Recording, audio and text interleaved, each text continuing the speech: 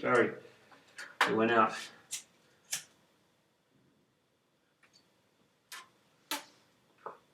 Ladies and gentlemen, welcome to show number 19 of season 2 of the Hippie Pastor. We're back. This time, without wasting too much time, let us go to the quote of today. The quote of today is say, let's see who can guess. Make love, not war. Make love, not war. Who said it? No, not the Hippie Pastor. It was said by one of the greatest revolutionaries of the hippie revolution, one of the founders and fathers of the hippie revolution, Mr. Gerson Legman. Bless his soul. Ladies and gentlemen, as we go right to the subject, I'm kind of annoyed with what we need to expose the lies that are in the Bible. You heard correctly. The Bible is not the holy word of God. Parts of it are. Other parts are political stuff put in there to brainwash us into believing that one nation, one tiny little nation is God's chosen people and everyone else are pagan heathens who are going to hell because they worship false gods. Like as if our God is the only one and only and everybody else is mistaken. Well, let's take, for example, the story of Samson. We were taught since we were little tots that Samson was such a great hero, such an illustrious and wonderful man, anointed and chosen by God to kill and murder and destroy thousands of Philistines, because the Philistines were the evil ones and the Israelites were the good guys. Again, just like all the wars, they're the bad guys, we're the good guys. I'm sure the Philistines had another point of view about that.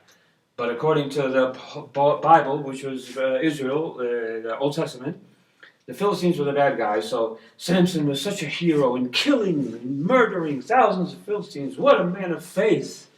Oh, what a man of God. What is Philistines? Who are the Philistines? The Philistines are the true ancestors of the Palestinians, and Philistine means Palestinian. Yes, you heard correctly. The Philistines arrived to the Gaza Strip in 1200 BC. And they are the true ancestors of Palestinians, and Philistine means Palestinian. And just like today, the religious wars continue. We see all these murders and injustices based on religion, because our religion gives us the right to kill these false religions. And that's how it was. And that's how it was in the Bible. See how they lied to us and told us that, yeah, Israel were the good guys and all the other false religions were the bad guys. Just like when we talked about King Solomon. King Solomon was a revolutionary, and he went down in history as a bad guy because he allowed it, not necessarily because he had 1,000 wives. No, that wasn't what they got him. They got him because he allowed his 1,000 wives to continue worshiping their gods. And he even gave them a little help and allowed them to build temples and worship for their gods. He was a revolutionary. He was a visionary. He was bringing in religious freedom. You heard correctly. Religious freedom. And it says in the Bible, if you look it up for yourselves, because I don't have time right now, is that clearly it says that why did Solomon do this? King Solomon did this for love. He did it for love. Jesus Christ followed in King Solomon's footsteps, and he even spoke positively about King Solomon. He said to the Pharisees, "Behold, I say unto you, in this place there is one greater than Solomon." Meaning he was continuing in Solomon's revolution of bringing in religious freedom. And then Jesus even said, "A new commandment I give unto you, that you love one another." It was the revolution of a new religion, love. And God's only religion is love. Everything else is politics, excuses to make war and take over territory. That's all it is. Religious wars. And then the Christians followed in the same footsteps as Israel, saying, "We are the only one and true religion, and whoever doesn't accept our God, we will kill you and enslave you." They did this in Africa. They did this in Latin America. They did this in Australia. They did it everywhere, killing those who opposed and didn't want to become Christian because Christianity was the only true religion and everybody else was going to hell. So they followed in the footsteps of the Israelis in the same thing, that we are the only people, we are the people of God, and we have the only true religion. And everybody else is going to hell. Wrong. Ladies and gentlemen, let us follow King Solomon in his religious revolution of religion, of allowing religious freedom and instituting the only one and only true religion, which is the religion of love. And let us follow in the footsteps of Jesus Christ, who followed King Solomon, extending the same idea of religious freedom. But what happened was that Jesus Christ didn't have the funding. He didn't have the money, the finances that King Solomon had. That's why he ended like he ended, in prison and tortured and murdered like a dog. That's what happens to the poor people. They got to pay for their crimes.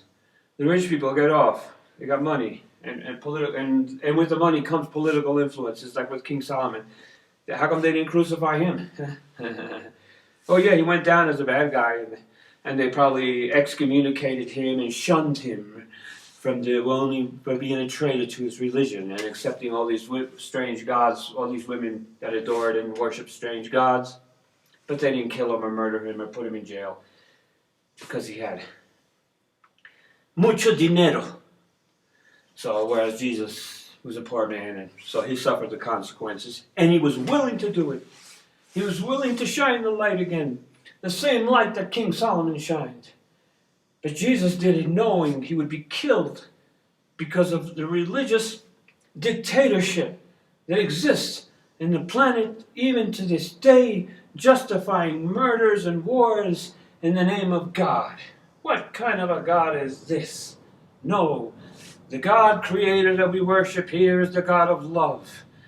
And it's written all over nature. Mother Nature tells you the message. Look how beautiful the creation is. Don't tell me there's no proof of the existence of God. If you tell me this, you're stupid. Because Mother Nature and the creation is so perfect and so wonderful, and it's made with love. And love is the key.